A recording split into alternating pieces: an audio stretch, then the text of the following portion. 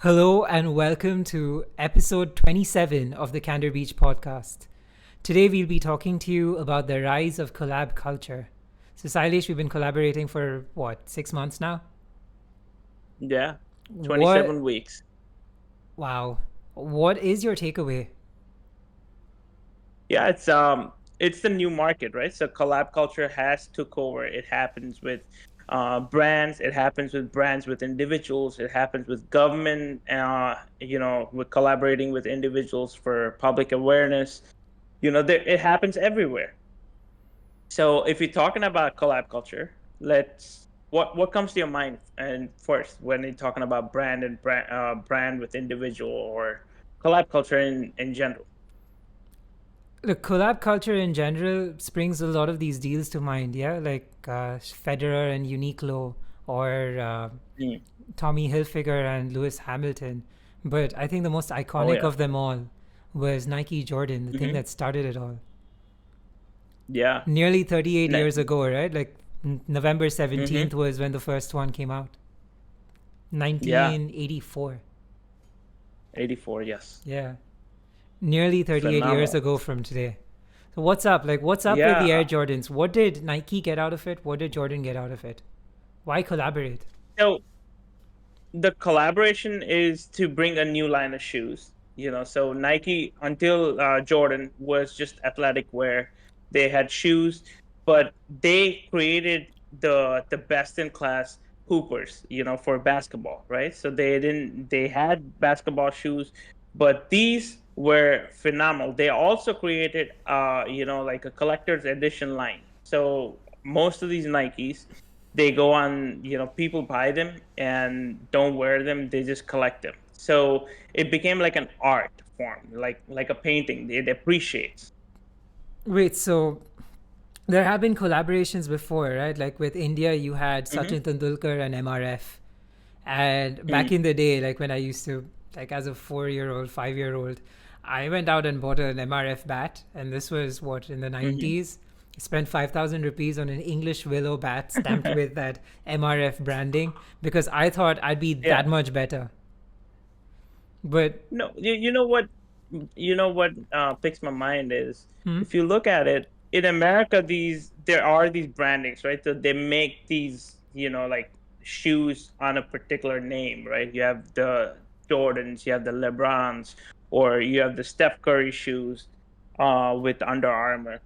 But I haven't seen that happening in India. Like I don't see it with like the cricket superstars. Like we have Virat Kohli, the King Kohli. He has way more followers than LeBron James, and I didn't see any brand actually stamping the name like Kohli shoes or Kohli's or Kohli cricket shoes. That's what is kind of it always picked my mind. That's a fascinating point you bring up because is it something to do with Indians? Like you've got Salman Khan and he had started that brand, right? Humans? Something Hmm. around being human. That was his brand. Yeah. So you had being human. I don't know how well it did, but like anecdotally speaking, I don't see a lot of being human T-shirts floating around. You have individual Yeah. brands like most people are gravitating towards uh, your Western brands, like your easy to wear, like your Gaps, Zara's, uh, Yeah. what have you. Like I don't know. I think a Kohli would do very well. Honestly, there would be a market for it. Maybe that's something that we need to build up for them. Like, I'd be happy to consult there. Definitely contact us. Yeah. So again, Yeah. like going back to what a brand might get, or going back to what Jordan might have gotten here, what Hmm. Federer got with his Uniqlo image, right? Like he could have signed back with Nike, but Nike wasn't giving him the terms that he wanted. Nike was going to give him like Hmm. a 1 year extension or a 2 year extension, something of that sort. And Uniqlo offered him a longer deal, and Yeah. that extended beyond his playing years. And this was when Federer was towards the end of his career. I think Hmm. Air Jordans came out when Jordan was in his prime. So maybe slightly Yeah. different objectives in the contract. But what they were primarily getting, like what Uniqlo was getting was an entrance into the Western market. Was they were building Hmm. awareness in Europe. They're a Japanese brand. They weren't as big in Europe. They wanted to make sure that they picked up, and like Federer was tennis, right? Like you think of tennis, you think of Roger Federer. Similarly, like when you Yeah. think of basketball, you can't not think of Michael Jordan. So I think there are these iconic associations, and that's what the brands were looking for. Like you have this firm pull, this strong bit of awareness, and automatic consideration. Like you have, like the definition of fans is fanatics, right? Like that fans are is a short form for fanatics. Like you're crazy about these Yeah. people. Like I'm a Manchester United fan, and I won't talk about our season, but whatever. Like going back to Michael Jordan, going back to Federer, like suddenly Uniqlo becomes a cool brand because of its association with Federer. Suddenly Nike Yeah. becomes all the more attractive to a specific community, the African American community, right? Yeah. Because of its association with Jordan, because Jordan everybody idealizes. It's Similarly, a legend. Yeah. I think Kohli would do very well. Like he just scored his 50th century yesterday. Yeah. I'm So I'm actually happy that Kohli actually broke Tendulkar's 50th record. century of Tendulkar's record. Yeah, and nobody else. Tendulkar said that I would want an Indian to break my record, and I think Kohli will. Like way back, Yeah. way back. So Tendulkar called Yeah, it, that's but fun. whatever it is, so the brand gets awareness, the brand gets strong consideration amongst the group that this individual influences. The Mhm. individual themselves, what do they get? Money. Beyond that, what else do Uh, they get? Like they become reach. You become, like immortal. Like basically, if you look at it, Jordan, it's a legacy, right? So you building your legacy part of it, and if Jordan shoes will be here forever, but even after Jordan. that doesn't happen always, right? Like Gigi Hadid collaborated with Tommy Hilfiger, Lewis Hamilton Yeah. collaborated with Tommy Hilfiger, but you're not going to think of Tommy Hilfiger and be like, oh yeah, they did some work with Lewis Hamilton. Like even if you're a Mercedes fan, F1, it wouldn't Yeah. matter to you as much. So what makes it iconic, in your opinion? Um, I think it also matters because depending on the celebrity too. Like Jordan is a legend, Hamilton's a in legend as basketball. well. Sure, but I mean, compare in like the reach in basketball is way more. In my I might be biased about it, but in basketball is the reach in basketball is way more than I would say F1. Don't you think so? Okay, then what about tennis? Tennis is more global. Basketball is global as well, not Mm, to dispute that, but sure, yeah, like how many people watch the NBA versus tennis? that is correct. Yeah, I mean that. Yeah, I can't give you a proper answer why that. Why Because in my opinion, like Jordan. this isn't to put you on the Hmm. spot, like just to have a discussion, because in my Yeah. opinion, Jordan was sort of iconic, and America is a capital first economy. So when you Mm, bring in an icon, like Stevie Wonder is an icon. yeah. Stevie Wonder is an icon. You have Chandler, Matthew Perry. He is an icon at the end of the day. Yeah. Like you have these icons, and America like is happy to consume. It's a consumer first, capital oriented market. So Mm, like when you have a certain degree of proliferation, when it reaches, what I'm getting at is like when it reaches a certain critical mass, it starts snowballing. I yeah. think that's what happened with Yeah. the Jordans. Like it started snowballing.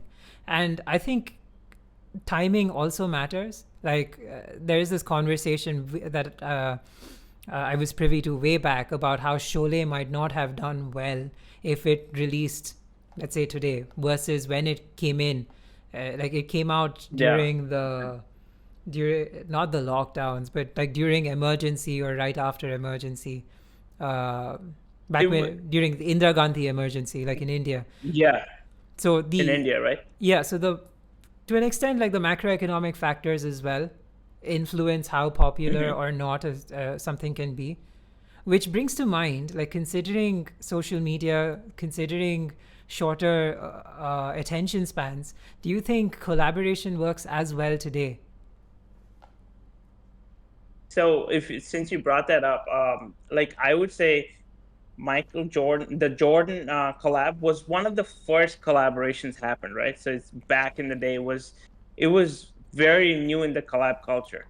So, but now you have way more collabs happening. Yeah, there's these companies which are collaborating with a lot more celebrities than what used to happen back in the day, right? So making Apple these TV, huge deals. movies are Yeah. collaborations at the end of the day, right? Like you bring in Yeah. brands that are actors, like say Tom Cruise comes Hmm. in and he's talking to like Mission Impossible, but Tom Cruise is now a producer of Mission Impossible, so axe Tom Cruise. Yeah. Say Jennifer Aniston with Apple TV, like when Apple TV was trying to Yeah. kickstart whatever they were doing. Jason Momoa and Sandra Bullock with Apple TV, because they brought in these massive brands.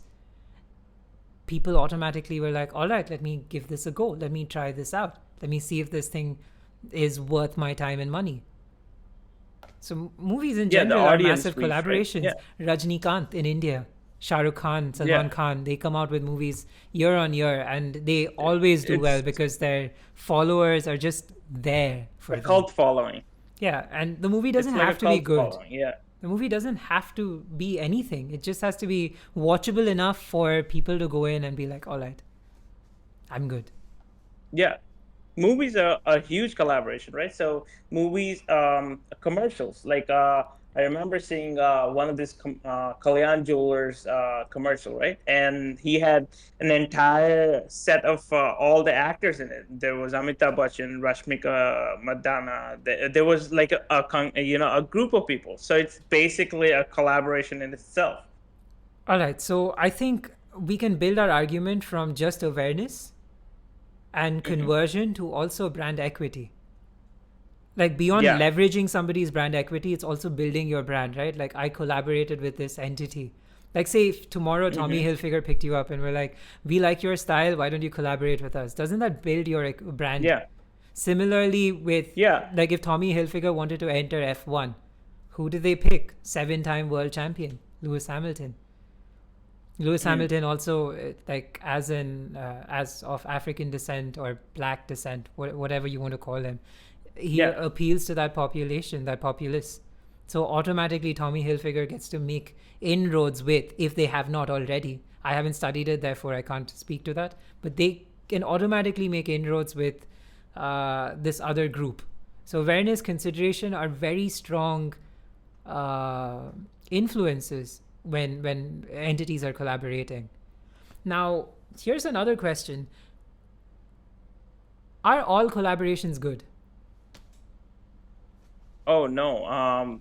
See, the in the present age, what's happening is like, a lot of these companies are collaborating with a bunch of people and they're just praying, something's going to take off. Spray and And pray. one of the biggest problem, yeah, like spray and pray. Yeah, one of the biggest backfire was the Dylan Mulvaney and Bud Light fiasco. Yeah, it actually collapsed their market cap. Now, they went and did they went and collaborated with UFC, and there was a backlash even on that with Dana White because the fans started calling Dana White that he just won the $100 million money. You don't care about principle.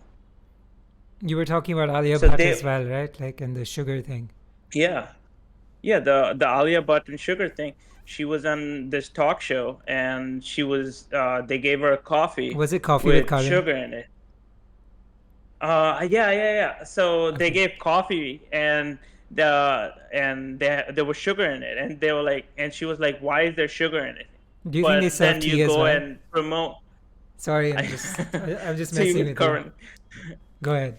Yeah, Spill and the she tea on goes and coffee with promotes Karan. all the spill it on him. No, like spill the tea. But You're not Gen Z enough, bro. oh yeah, yeah, yeah. Yeah, I guess I'm not. I'm Yeah. still a millennial.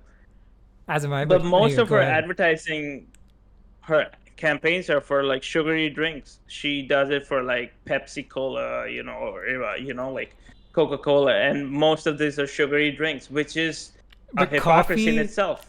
coffee is where she draws the line. Yeah, coffee with the Understood. sugar. All right. So jokes apart, how do brands make sure that their collaborations make sense? Like brands are typically the ones that are reaching out to influencers to promote their things, right? Like their goods or services. Hmm. So there was an Hmm. instance that I saw where, like an alcohol brand, they went up to an influencer that doesn't drink and had them Hmm. promote their brand. Now, again, like how, like I have no association with this individual and alcohol, and all of a sudden you want to influence their base to go in and consume more alcohol. I don't see the connect. And again, I'm not privy to the metrics, therefore I don't know this for fact, but extrapolating, right, it doesn't make sense. Similarly, Yeah. like in India particularly, you have a lot of Bollywood celebrities promoting luxury brands. Like luxury brands reach out Yeah. and Hmm. give them products to promote. Yeah. Now, does that necessarily make sense? Like, what objective are you reaching? What do you think? So if when you said like they give products, right, one of the major things comes to my mind is like there is this YouTube channel, right? I'm not trying to promote it, but he's been a very old channel, right? Crazy Russian hacker. So he brings in tools, like survival tools, the kits, and he actually does reviews online. And most of these products, the company sends it to him. Like, if you want a flint tool, like to spark fire. Hmm. And this is, a phenomenal way for the company to collab with him and, promote their product. But at the same time, the companies also should have a legal agreement, because you cannot just send the tool and say promote it, because if they don't have a legal agreement, they can actually give a negative review on the product too. Yeah, that's not what I was getting at all, honestly. I understand where you're coming from. There are Hmm. instances where these collaborations make sense. Like if you are a tech Yeah. influencer, like Marcus Brownlee, if you're MKBHD and I Oh yeah. send you an electronic good, like an electronic consumer, a consumable, then consumer product, then it makes sense because that's his position. Now, what I'm seeing Hmm. is like if you send Givenchy or LVMH or what have you, like one of those luxury brand products to a celebrity, and Hmm. granted, like these celebrities are consuming them probably like quite regularly. It makes sense to send these products to them from a like they are consumers. But what are you trying to get Yeah. out of it? Because if I'm influencing a group and like I Hmm. say I'm a celebrity and I'm influencing a group and my audience can't afford this brand, what is the brand getting out of it? Oh yeah. So that's a very good question. So first, they need to actually pick who, like the proper influencer they're actually working with. How much of their audience can have a conversion rate?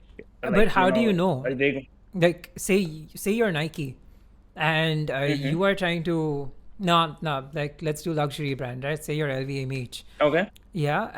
and you're collaborating with someone, you're trying to look for someone to collaborate with. Now, you could Mm. go with an A-list celebrity, and that's like, I think, over a couple of million or so. I don't remember exactly, Yeah. but about 2 or 3 million followers on Instagram.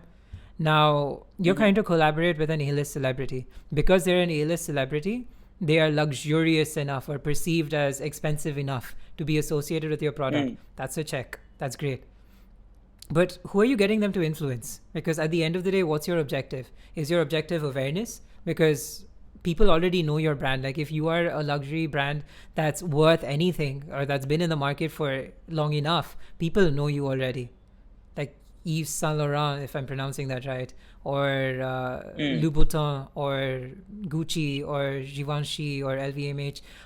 I already know these brands. Like I don't need a celebrity that I'm following to be waving a bag in my face to be like, oh, okay, now I've discovered this brand. So it could just be like brand recall. But again, like the moment I can afford this, do I need brand recall or do I need accessibility? Accessibility hurts luxury brands again, right? Because luxury brands, by definition, they're there was a very specific word in economics for them. They are Veblen goods. They deal with scarcity. Yeah. So VEBLEN. So they yeah, deal with scarcity. So accessibility is not something that I'd care to bring in. That's why, like Rolexes, as an example, they don't have they're a very large few. stock, right? Like it's not Yeah. because Rolex doesn't realize demand and up their manufacturing. It's just that scarcity increases their value, their perceived value.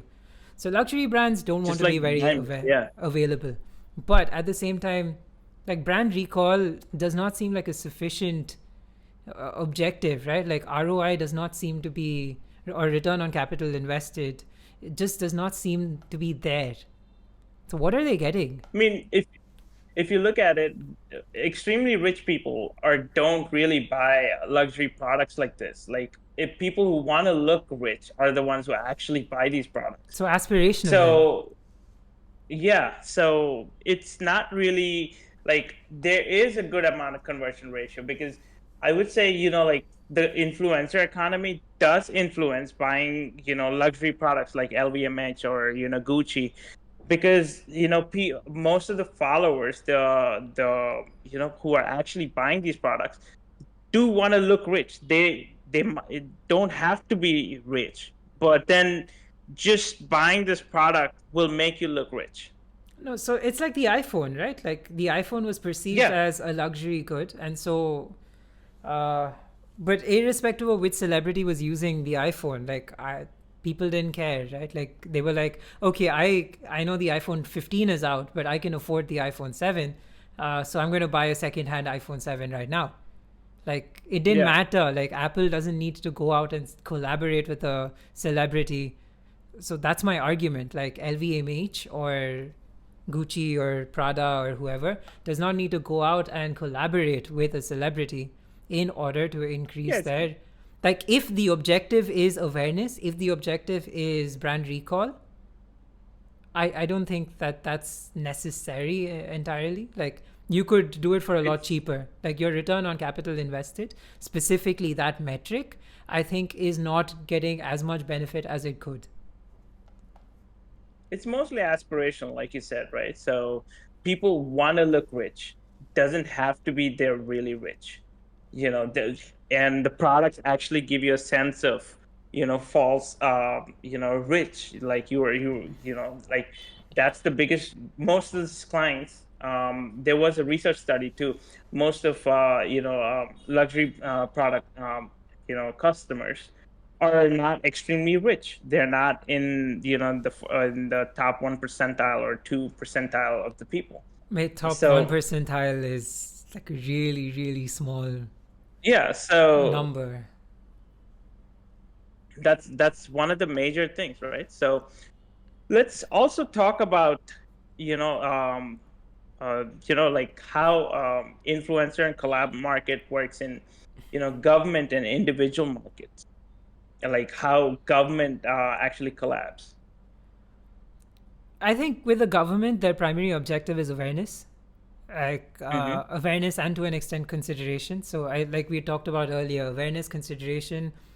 You're not really building brand equity either way, or are you building brand equity? Like sometimes, so as an example, with a state like Assam and Priyanka Chopra, if as Mm-hmm. an example, if Priyanka Chopra is a bigger brand than Assam is a Mm-hmm. state, then Assam's brand Mm-hmm. equity increases because the perception that she's representing Assam, you're automatically like, okay, like let me consider Assam. Uh, However, the individual isn't getting anything out of it necessarily, and unless like the example that you cited, that Cooper and the Yeah. U.S. government. So Cooper, yeah, the U.S. government and Cooper, right? So So they there did. is, so you get the same objectives fulfilled. Like you are building brand equity one way or another. You are building awareness. You're building consideration. So that's what I think about the government individual collaboration. What about influencer and influencer collaboration? Where does that go? Where does that lead? Where is the reach in that? Um, I think there's novelty there. So, as an Okay. example, if you think about what was that energy drink which had Logan Paul and KSI? Oh man. Quick Google. Logan Yeah, Paul Logan Paul. KSI drink Prime. They had this Prime hydration drink. Yeah. So yeah. They So spend no money on marketing, is what they claim. Now, I would argue mhm. that flying them around in itself is like marketing expenditure. But the idea is like, as an influencer, you're a brand on your own. And Yeah, Tesla and Elon Musk. Elon Musk is a brand on his yeah. own. So I would say influencer collaboration is largely like it creates novelty. For one, like you're excited Hmm. about it because you care about one influencer or you care about the other. Um it obviously builds awareness amongst two separate circles, like assuming the in the Venn diagram of their sphere of influence they are separate enough that you are building strong influence across sets. Yeah. That's all I would say. Like, again, your objectives are still the same. It's yeah, I actually like the part where you said it's novelty, right? So it actually brings in a great perspective. Like if you look at it like influencer and influencer collaboration, it actually helps both the influencers, right? So you were able to reach their the this particular influencer A and influencer B, their clients, like their followers, are able to look at and buy the product from influencer B. That's actually does bring in a lot of like a reach. Like if you actually bring both the influencers together. So here's a question. Like, we've Hmm. sort of skirted around this topic, but what is bad collaboration? One was that example, right? Like Dylan Mulvaney Dylan, and Bud Light. yeah. But then, Hmm. and we didn't skirt this topic at all, did we? We actually talked about it. We also talked about how, like, sometimes it doesn't make sense when a brand collaborates with an influencer, because how are you Mm. really seeing a return on the capital that you invested? The return on ROI, Yeah. basically. Like, how do you see Hmm. that? Or maybe like an opportunity cost, right? Like, you could have maybe maximized your ROI elsewhere by investing with a different influencer. Hmm. How do you measure failure, or how do you measure success? How do you know that your Um, how do you know that your collaboration has succeeded? in the present market, I think most of these companies just spray and pray, right? So, but then how much of it is actually converting? Probably conversion ratio. I think conversion rate actually does give you a small metric of how much actually works. So Like here's on here's Twitter, right? another question. How do you measure conversion Hmm. from an individual source? Like, as an example, when you're taking Hmm. an equation of a straight line, y is equal to mx plus c. Yeah. Right now, your c is your constant, but, or let's just say in a linear equation, you have your error values, right? You have your Yeah. influences. So x is influencing y is equal to mx, Hmm. x is influencing y, but there are also these errors. How do you make sure that you are minimizing your errors? So if you look at it, then the conversion ratio, right? So If most I of these, could simplify it, because I think that that was too much math for a lot of people.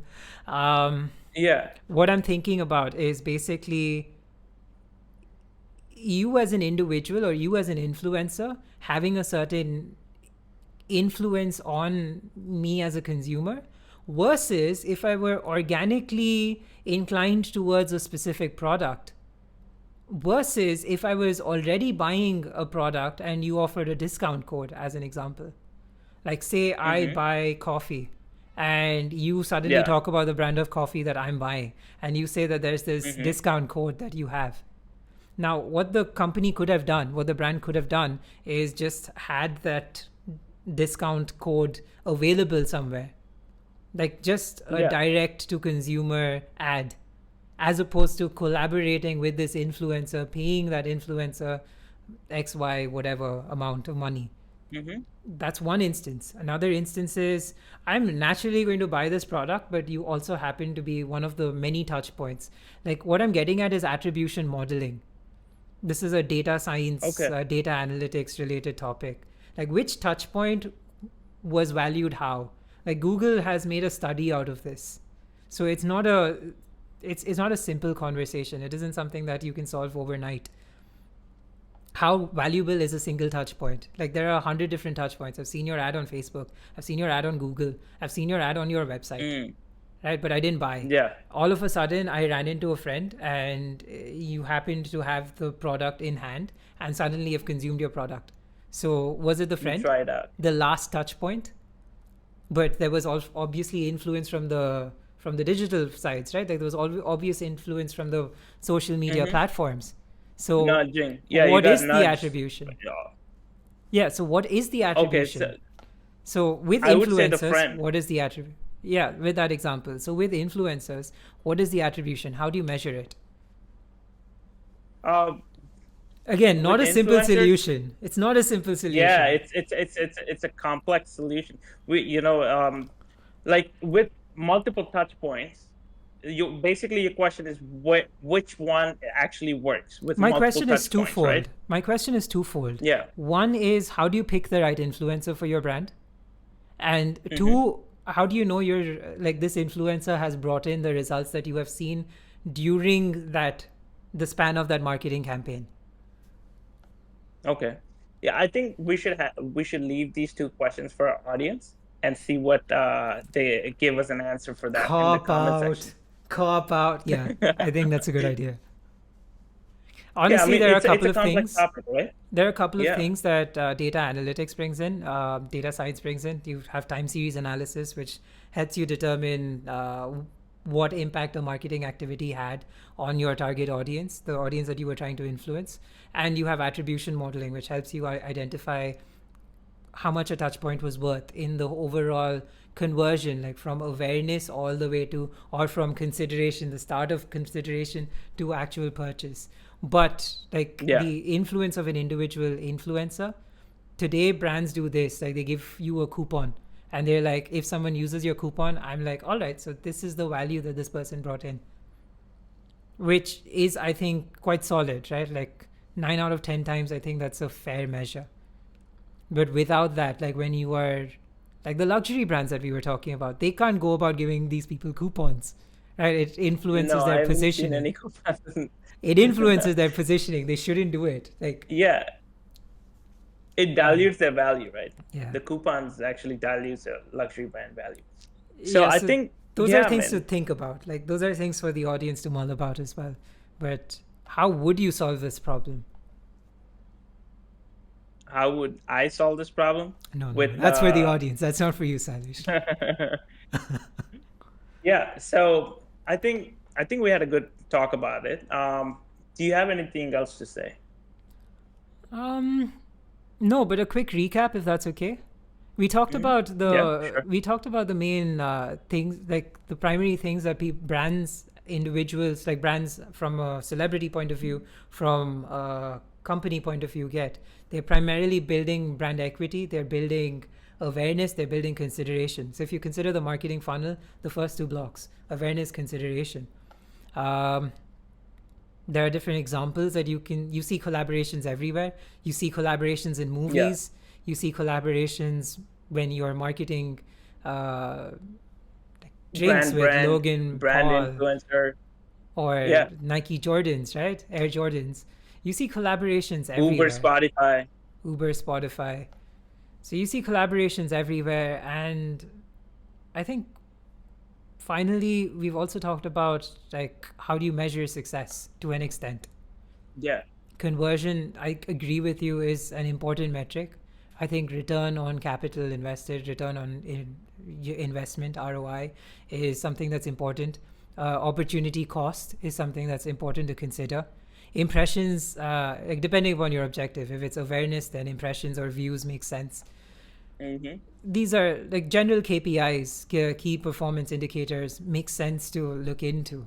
but you also need to be specific. You need to understand how what the signals are and make sure that you're minimizing the errors in the system. There are Exactly. there's a lot of data out there. There are a lot of things you can do to analyze that data, but this is a complex problem. This is a very complex Another problem. thing, one of the major thing is like you need to understand your audience, right? The brand has to understand For audience. sure. Like you cannot go and advertise or use the I will bring back the example of Bud Light and Dylan Mulvaney. You cannot just kick out your core audience and try to court new set of audience, completely ignoring your core consumers. That's going to backfire Virtue wildly. signaling is not going to Yeah, get you very far. yeah. So that the disastrous results like that, you have to look back. Collaborations do work, but there are examples where like we're going to read it in business schools, like from about Bud Light Dylan fiascos. Yep. All right then. Yeah. That was a fantastic talk. Yeah. Thank you, Yeah, guys. like patting ourselves on the back. Like, share, subscribe, guys.